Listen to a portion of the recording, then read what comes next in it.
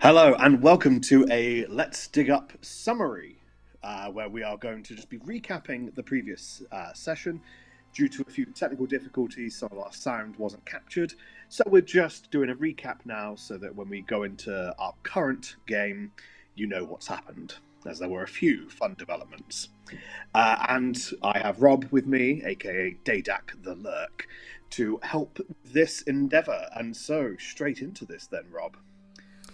Do you remember what Yes, happened straight off the bat? I do. So Dadak the Lurk and Nimble the Master Thrower encountered the Dragon Lord Meepo, Mm-hmm. and from the Sunless Citadel.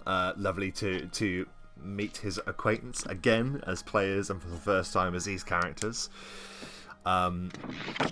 We, as those characters, informed him that we had been hired by the shifty sorcerer man, Targ and Clem, That's right. and it was revealed that his motives were not as nice as he had put across. It is his wish to capture dragon eggs to put to his own nefarious purpose. That purpose involves using the eggs in some ritual or using some power to restore a Drekelich to Yes. existence. Now, with such an insurmountable foe ahead, the Dragon Lord Meepo advised us to seek out powers that will help us in the battle against such a immense foe. Mm-hmm. And he recommended that we... Now, this is where my memory is a bit hazy. Is it that we claim the eggs to help us in this plight? It was the egg of Bahamut and the egg of Tiamat, is that right? That is, yes. And these eggs will help us bring about an aspect or an avatar, an aspect of both of those dragons, the Primarch of both the metallic and chromatic dragons, in an attempt to beat back this insurmountable evil. Mm-hmm. And that's what we decided to do. Dadak the Lurk, the bastard elf, a half elf you remember, and the halfling Nimble Softfoot. They Yes. travelled to the first location that we've been recommended to visit, which is the Forest Ledge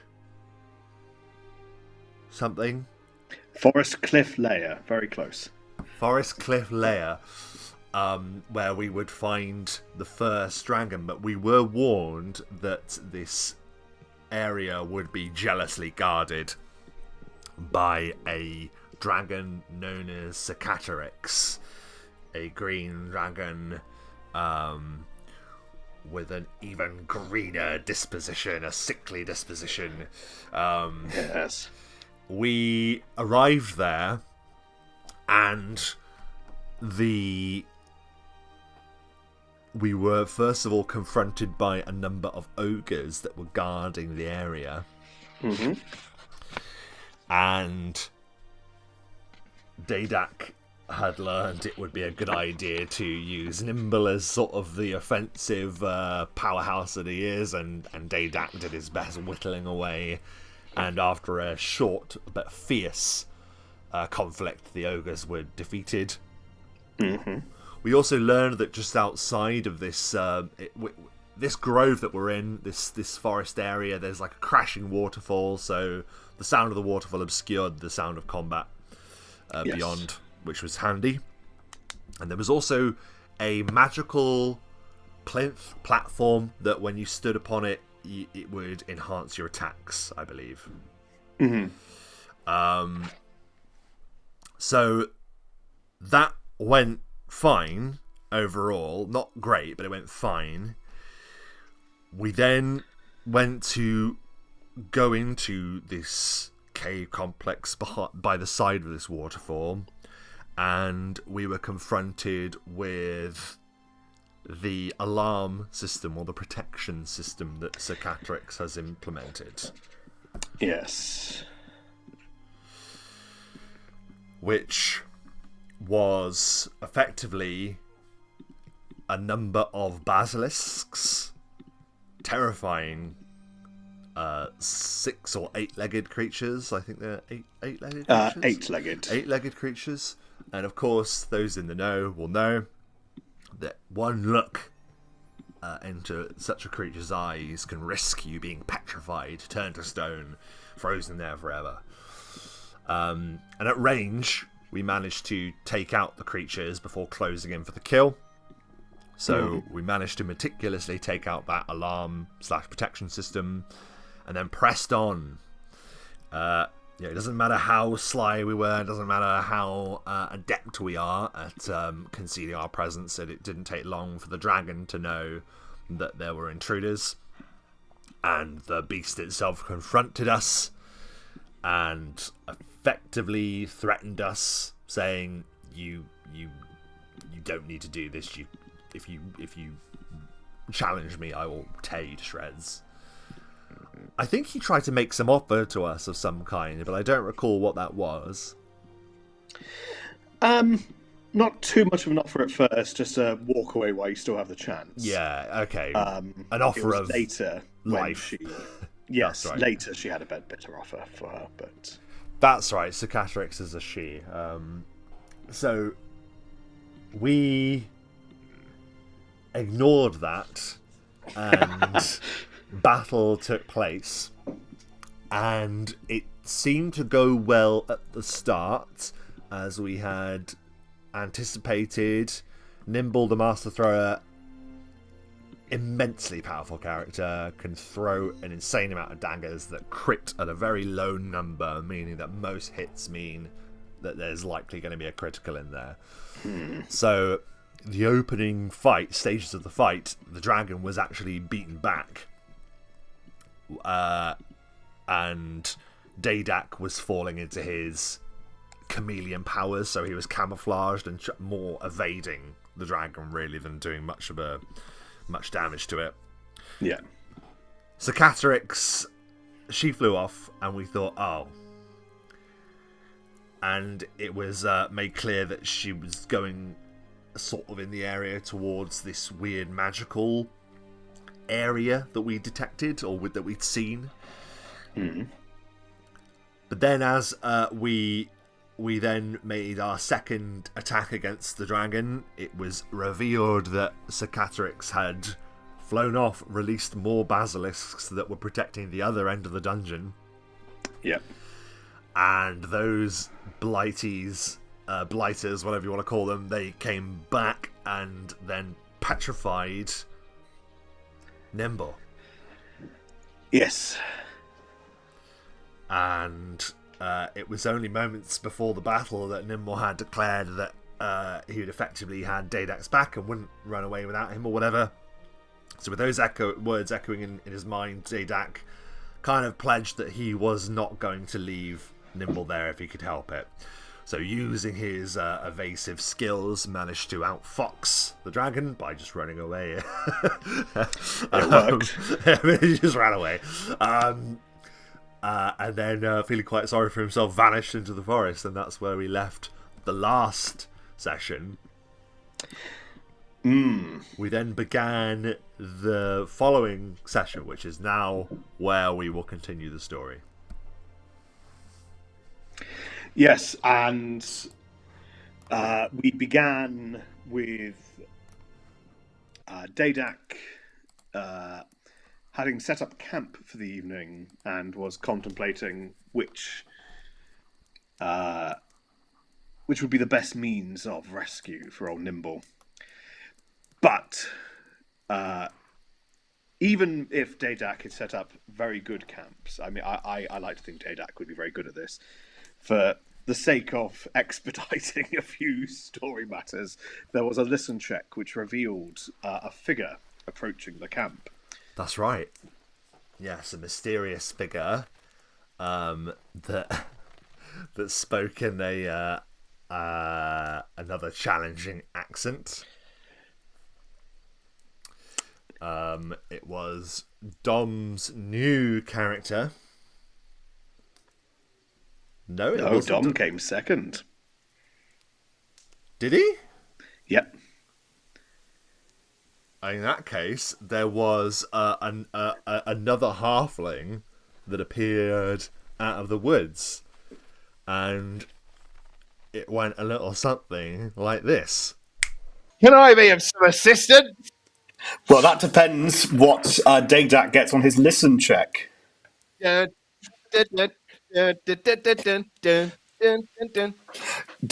you hear the sounds of footsteps approaching your camp. What? As you turn to look and you have a moment to ready yourself, when appearing through the trees is the shadowy outline of a halfling. And for a brief moment you think Nimble has unpetrified himself. But then you notice a few differences. Straight in, Matt, can you please describe what your character looks like? Yeah.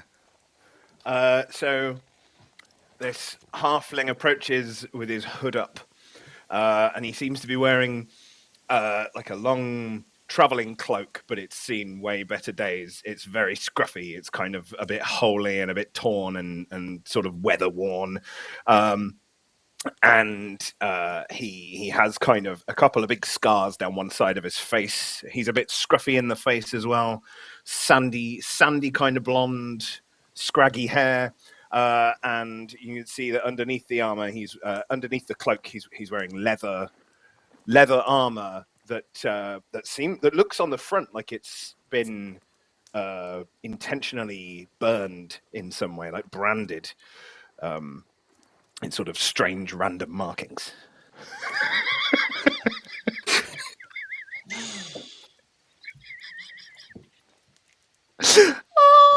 I've been watching and I've not stopped laughing the whole time. And I've really decided to add to the soup. So No, Matt, you're the only one that will be able to hold on to it. We'll just get drawn towards whatever you're doing. don't think I will. I've chosen one I can't do. Intentionally.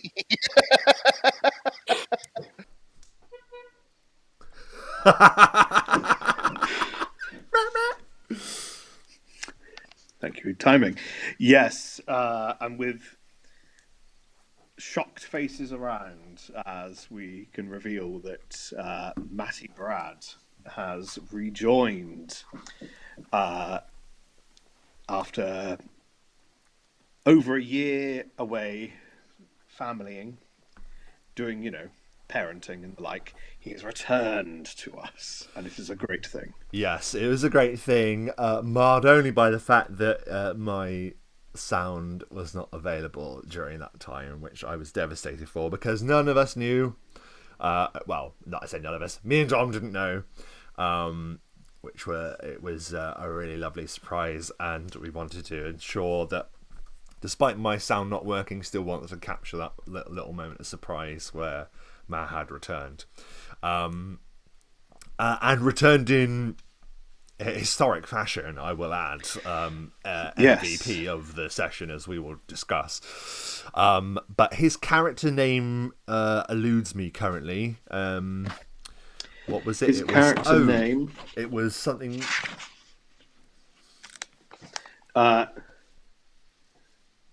Dilly, that was it. I was going to say Dolly. Dilly the halfling, who appears to have some of the maneuvers known from the Sword Sage and the Crusader and so on. I don't know if it was revealed in the session what he exactly was, so we don't have to say it there, but clearly a warrior of repute and immense talent. Yes. And this Dilly had been wandering in the wilderness in search of dragon eggs also, for his own purposes. we believe that he believes that it's an important factor that hasn't yet fully been revealed, but he's been looking for the dragon eggs on behalf of someone. Yes. And he just so happened to offer Dadak with the solution to his troubles, because while Dadak and Nimble didn't do any research into the local area and what monsters might be lurking in the caves, this character, Dilly, had done some research. And it was revealed that Dilly had a stone to flesh potion that he would be willing to part with if Dadak would help him in, at least not getting in his way in retrieving an egg, and also dealing with their mutual issue, which is a large green dragon. Yes. It was then that another character arrived, which is Dom's secondary character, who is known as Stephen Stormstruck. Duskblade. Duskblade. A Duskblade because, as we now know, all Duskblades announce their vocation upon introduction at all times. It's a given thing. It's just a given thing now. Mm-hmm. A tradition started by the legendary Ken Orbfall Duskblade. And it just so happens that this Duskblade, Stephen had also done his research for the local area, also knew that there were basilisks lying in wait that the duplicitous dragon was using to her own ends, and he had two. So, he did. Stone to flesh potions, and so suddenly Dadak had options. Yes. And it was agreed that the three of them would unite in common cause to defeat Sarcatrix, recover the eggs, and save Nimble from an eternity in stone. Yes. Now, you'll hear Matt's beautiful accent adding to the soup later, which is delightful, but we won't hear Stephen Stormstruck's accent, as we'll go into that a bit later, but he was slightly Scottish, wasn't he? He was shockingly Scottish.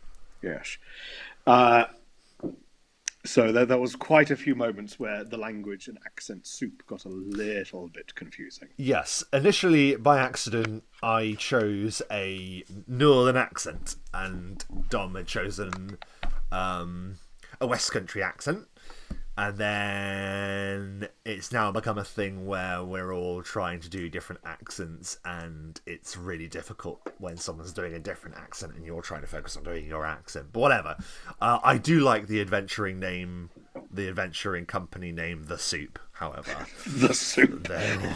Because they're all from different locations and are equally distracting in their own way. That they are. And they all headed off back to the Forest Cliff lair. That's right. Where... After resting, of course, they got a rest in. So, because as we've established, Dadak's eyes get tired very quickly. Yes. He can't really do much in a day and be useful.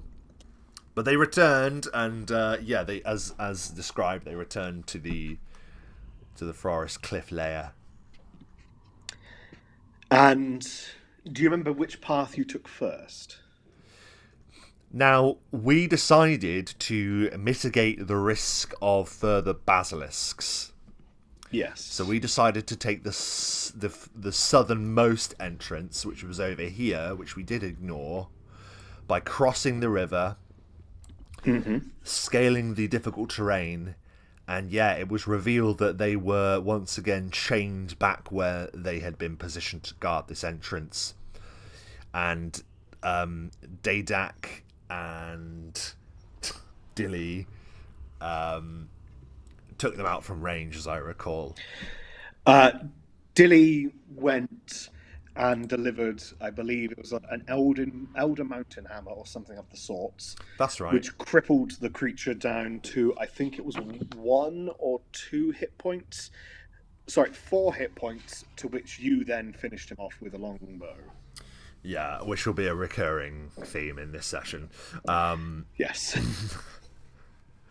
But yeah, it was actually very well done. It was very satisfying as players because it felt like we were sort of a SWAT team, covering corners, making sure we were checking every nook and every cranny and every shadow and every conceivable hiding spot.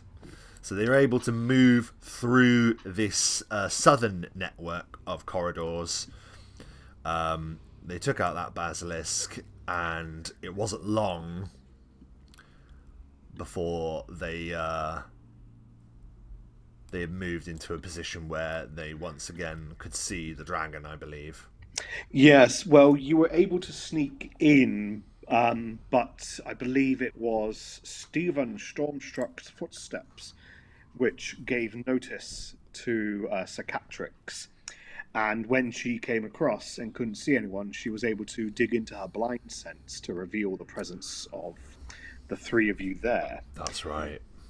And upon that, she left with a bit of goading towards you, Dadak, and a bit of petty mocking towards Stephen and Dilly. She's not the most smartest of dragons, I'll put it that way. And pretty much jump straight into the fray. Yeah, we just immediately went back into fighting the dragon like straight away. Now you were fairly much okay. Yeah, I was hidden still. I think I was round here or something, wasn't I? During the time I was round the ledge here. Yes, and your frightful presence, well, you were still immune to that effect. I was still immune because we were within 24 hours, that's right, yes. Which has never happened to me ever. You're immune for 24 hours, it's only that occasion, and then we forget about it. There's one time, it was like, oh no, I still am immune to it, so that was nice. A nice little bit. Yes. And let's see who went first. I had... Oh, let me move the camera so I can... There we go. Make sure that's visible. There we are. So the dragon came at us basically through the narrow passage there. So it was pretty intimidating to be so up close with an animal that we know is immensely powerful. Multiple attacks. Bite. Wing. Claw, tail? Yes. Like, silly. Bite, claw, wing, tail. Yeah. And for some reason, I don't know why my initiative is current... no, it's because it's on a different page. That was why. Yeah. For some reason, I had NDSB. I have no idea what N stood for. NDS? So, nimble. Nimble. Previous one. And it had gone... I believe Dilly was the quickest off the bat. That makes sense to me, yeah. Yep. No, it was you because you then moved around the corner for better viewing options. That's right, yeah. Yeah. And I believe Dilly approached and was going to do something but missed. And then Stephen Stormstruck charged in, dealing a bit of damage, and then the dragon had to gauge which one was the target they were going to go for, and it was Stephen, and she unleashed a full attack upon the Duskblade. Close to 50 damage off the bat straight away, basically, wasn't it? Yeah. Just thought I'd just change the music there. Let's just... There we go. And Stephen had been, pummeled.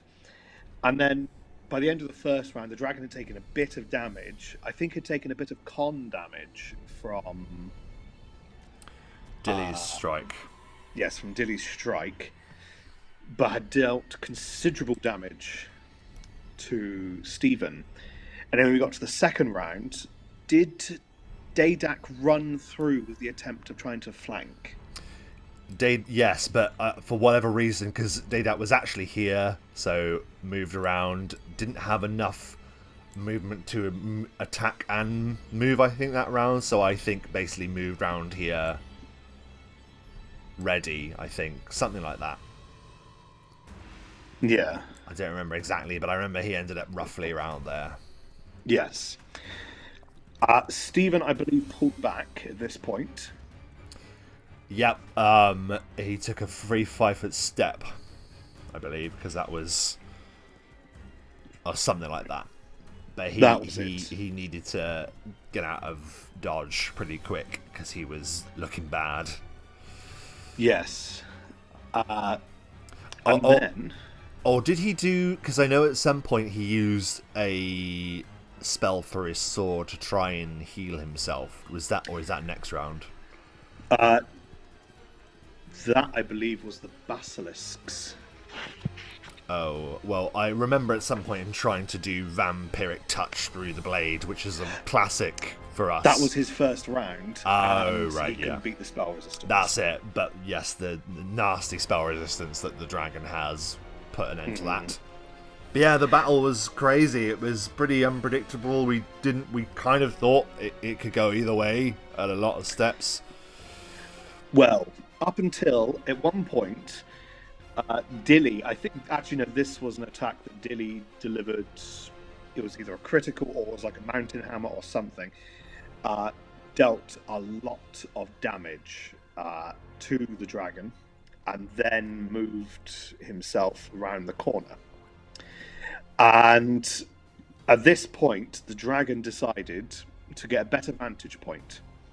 I do remember Stephen had also cast Resist Acid upon himself. And the dragon, being immensely clever, knew that he had done that with a spellcraft check. Yes.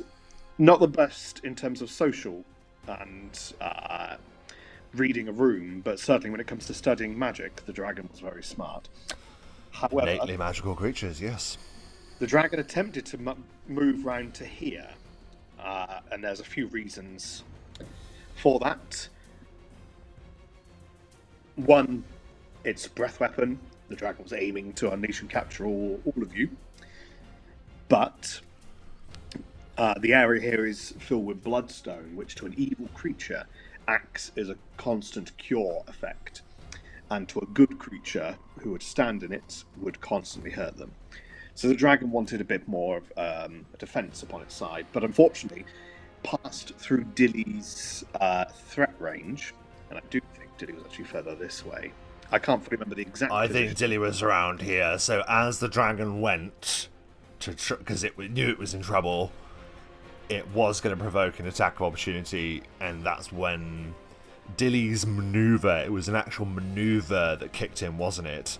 Yes. Wasn't it the dragon doing an attack of opportunity? Oh, yeah. You are completely right. Yes. So Dilly, I can't remember the name of the maneuver, but when was subject to attack of opportunity, if the dragon... It put the dragon in a situation, if it missed the attack of opportunity, Dilly could attack. And if it hit with the attack of opportunity, everybody else could have an attack of opportunity against the dragon. Something along that ballpark. And unfortunately for the dragon, it missed, which gave Dilly a phenomenal opening.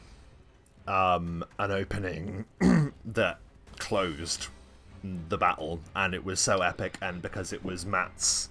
It was so good because it was Matt's return as well, and it's so good that it proved to be his character that came in and saved the day.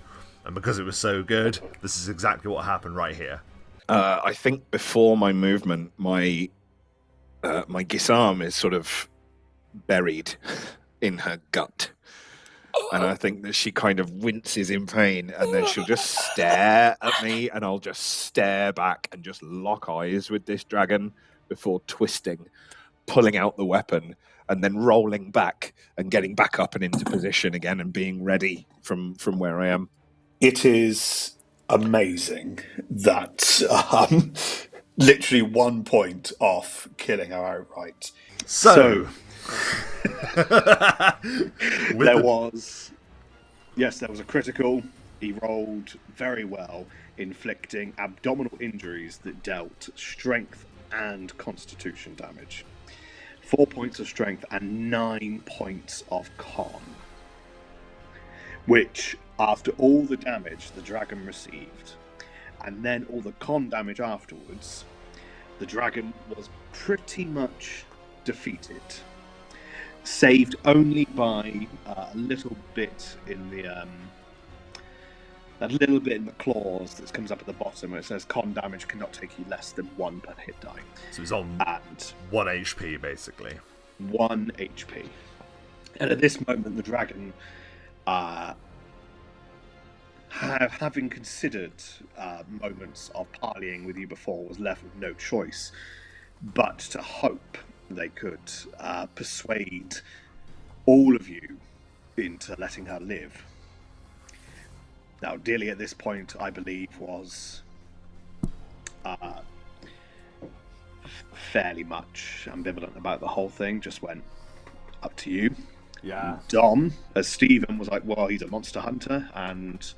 Stephen had come for the dragon's head, you know, Yes. was like down for the trophy. And we'd done a sense motive check and we'd seen that the dragon's eyes kept straying to the bloodstone. It would take a single beat of its wings for it to be somewhere where it would be healing and back into the fray.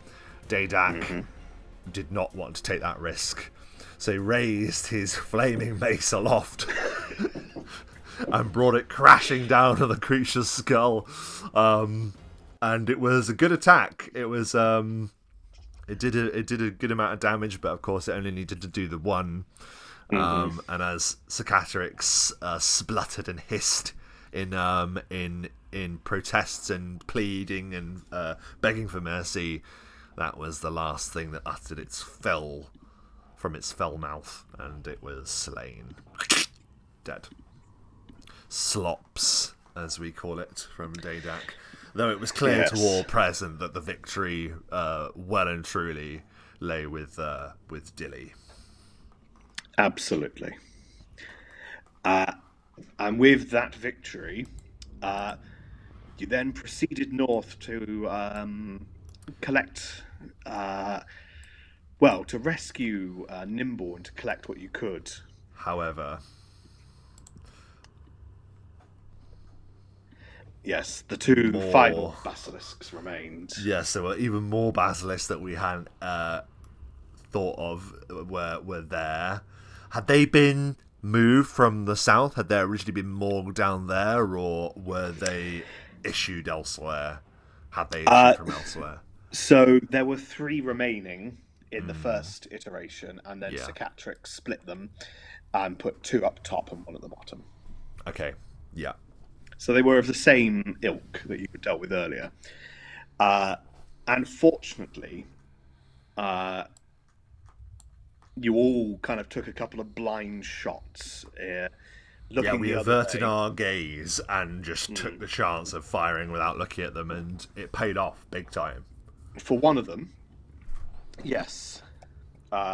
Between you and Dilly, you successfully, whilst averting gaze, luckily defeated it. Shot one dead, and then the other one... Stephen, however, was like, sod this, fully charged the creature. Looked it dead in the eyes as well. With a true strike. Yeah, true strike assisted. And then vampiric touched through his sword and just decimated the basilisk. Only getting, I think, 4 hit points in total, but defeated and trounced the final guardian of the cliff. That's right.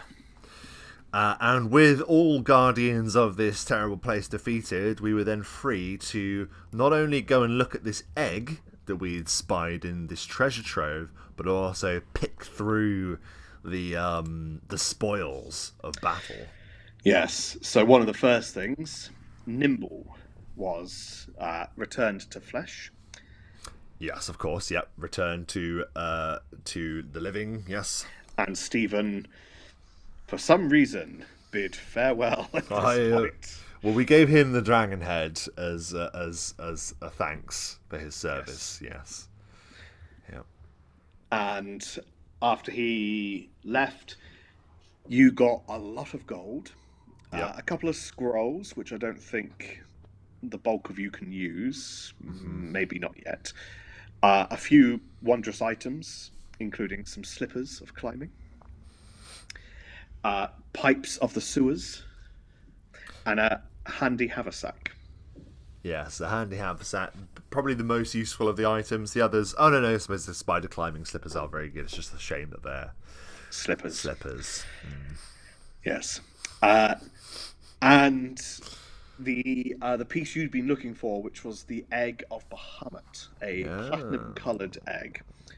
And Stephen's parting knowledge to you had been that you had to use the egg like a summon monster spell. So you had to concentrate on it for a full round, and then that would bring about the aspect.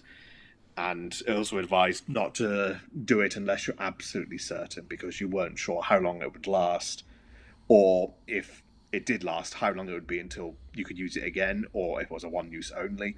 Yeah. So, yeah. And having been reminded of that, I think it might be a good idea for Dadak to hold that in the future. I think he's probably the one that will have more of a chance to do it, I think, given his ability to hide and stuff. So we'll have to think about that. But we don't get there quite yet. After recovering this treasure, recovering the egg, it's not the right egg that Dilly was after anyway. No, Dilly's looking for a petrified egg. I can't remember if it was green or something, but that's a different egg to what you are looking for. Yes, so Dilly then agreed to join us on the rest of the way to the next location that we were told of by Dragon Lord Meepo, and that was to go to the Dragon Graveyard. Yes. Now, I have left the positions where we last did it just because of what happened. Or rather, what didn't happen, as will soon be revealed. And fortunately, Dadak and Nimble are in the right position as to where we were starting. Yeah. And when you had appeared, you could see in the centre what looked like a veil of shadow surrounding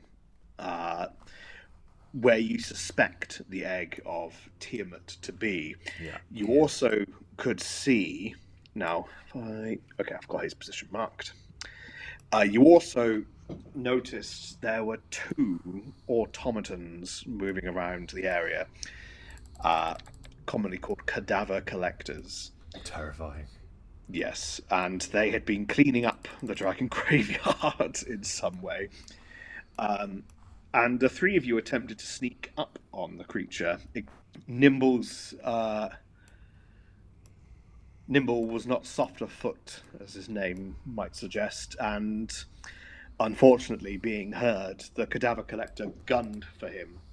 Just mindlessly, sole purpose was to deal with the noise and the intruder. Yeah, they're described as single-minded, so once they have an order to kill any intruders, it will go for the one intruder it sees, kill that one, and then move on to the next. Pretty much. Yeah. And in this situation, because you and Dilly had been quite stealthy, yeah, it wasn't astute enough to notice the 2 of you, and so its only target was Nimble. And it almost was a premature death for Nimble, because the cadaver collector was about to grapple him after slamming into him, and then had he successfully initiated a grapple, bad things would have happened with the giant spikes on its back. But Nimble critically passed the grapple check, and used the time to pull back and attempt an onslaught, and found that his knives were not as effective against this creature as they had been against the dragon. Yes. Dadak also understands that his ability to sneak attack and use his psionic powers to influence things are completely negated against these constructs. So he had limited abilities to use against them also. Mm-hmm. So really, it just came down to a case of us striking at the thing. Was Dilly's attacks any good against it? I can't remember. Dilly missed. Dilly missed. It might have. I can't remember. I don't know off the top of my head if Dilly did hit, because I think they wanted to distract the creature by throwing a thunderstone, and oh yeah, which I was just trying to say maybe not the best situation here. But the last thing that happened, the cadaver collector was charging upon Nimble and resorted to a dirty tactic, which was to release paralysis gas. And Nimble froze on the spot and was at the risk of being coup de grace or worse. sent to Crit Town. Yep. Sent to Crit Town indeed. However, Dadak finally did something useful.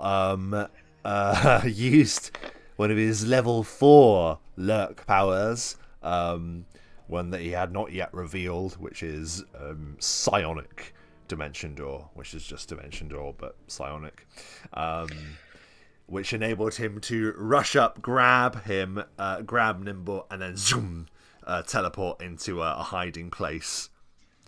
I do wonder, what does psionic dimension door look like? That's a really good question. I think it is more like a fracturing, almost like a force of will pushing away through different dimensional. So it's not a magical flourishing blasts of light that the arcane version is. I think it's more like it's almost like the world just shudders and changes, and through sheer power of the power of the mind, you manifest. Because it's all about manifesting, isn't it? With the psionic power, so you manifest somewhere else, I suppose. But like a TARDIS dematerializing, perhaps, just out of one way, somewhere else. Nice. So I think that's what it looked like. But it was a disastrous attempt because we had attacked it, used up power points, energy, health, and really had not really got much further than when we'd started, and the automaton just went back to doing what it was doing. It was a completely failed attempt to attack the dragon graveyard, and that is where we left it.